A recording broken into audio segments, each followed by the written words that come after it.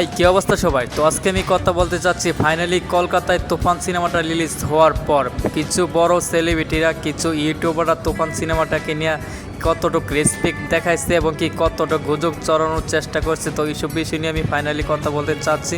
তো সম্পূর্ণ ভিডিওটা সবাইকে না টেনে দেখার জন্য বিশেষভাবে অনুরোধ করা হইল। তো এখন আসা যাক, কলকাতায় অবশেষে যখন তুফান সিনেমাটা রিলিজ হয়ে গেল তখন থেকে যেন দেবজিৎ কিংবা অঙ্কশ রোহান তাদের রাতের ঘুম যে একদম হারাম হয়ে গেছে এটা আমি 100% শিওর দিয়ে বলতে পারি। কারণ অবশেষে যখন তুফান সিনেমাটা কলকাতায় প্রেক্ষাগৃহে মুক্তি পেয়ে গেল, সিনেমা পাড়ায় চলতেছে, তখন তারা কিভাবে মাঠে নামছে বোমায়ন সিনেমাটাকে প্রমোশন করার জন্য। মানে তুফান সিনেমাটা বোমায়ন সিনেমার সাথে ফ্লপ বানিয়ে দেবে, কিন্তু এটা কি সম্ভব? কিছুতেই সম্ভব না।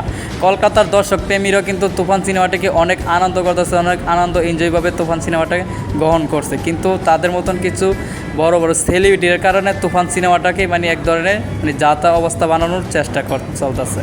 তো সেই হিসাবে আমি বলতে পারি দেব কিংবা জিৎ বা অঙ্কশ বা সোহান তারা কিন্তু বড় মনের মানুষ হতে পারেনি। তারা নায়ক হয়েছে ঠিকই, তারা সেলিব্রিটি হয়েছে ঠিকই, কিন্তু তাদের কার্যকারখানা মানে কখনো ভালো পর্যায়ে পড়ে না, এটা আমি 100% শিওর দিয়ে বলতে পারি। তারপরও আপনার কি বলে মনে করেন বা কী ভাবেন সেটা আপনাদের বিকৃত ব্যাপার। তো এখন আসা যাক কলকাতার কিছু ইউটিউবার দিকে। কলকাতার কিছু ইউটিউবাররা মানে তুফান সিনেমাটাকে ফ্লপ বানিয়ে ছাড়বে, তাদের মত একটাই। তাদের কথা হলো তুফান সিনেমাটা কলকাতা থেকে ভালো ব্যবসা যেন না করতে পারে বা ভালোভাবে যেন আয় সফল না করতে পারে, কিন্তু সেটা কি সম্ভব? তোমরা ইউটিউবাররা যত গুঞ্জন ছড়াও না কেন, কোনো লাভ হবে না, কোনো পাত্তা পাবে না। তোমরা শুধু অযথা বিস্তি কথা বইলে বেরোতে পারবা বুঝি তুফান সিনেমাটা ভালো না, নায়িকার চরিত্র ভালো না, তুফান সিনেমার নায়কে যা করে এটা কিন্তু সমাজের সাথে মিলে না, সমাজের সাথে যায় না, এরকমভাবে অনেক কথা বলছে। আরে ভাই, সিনেমা তো সিনেমা। তাহলে যদি আপনি তুফান সিনেমাকে যদি এরকম আলতু পালতু কথা নিয়ে বলেন, তাহলে আপনি কেজিএফকে নিয়ে বলেন, কেজিএফ রকি ভাই কী করলো কেজিএফের মাঝে, তাহলে এইসব বিষয় নিয়ে তো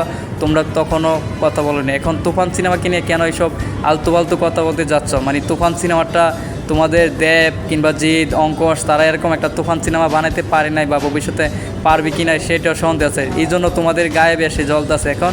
এটা আমি মনে করি তোমাদের মতো কিছু ইউটিউবাররা শুধু আলতু পালতু গুজব চালানোর চেষ্টা করো প্রতিনিয়ত। তো ভিডিও কেমন হয়েছে অবশ্যই কমেন্ট বক্সে জানাবেন, আর অবশ্যই একটা লাইক দিয়ে চ্যানেলটাকে সাবস্ক্রাইব করে দিয়ে পাশে থেকে বেল আইকন বাজিয়ে দিবেন পরবর্তী ভিডিওর আপডেট পাইতে।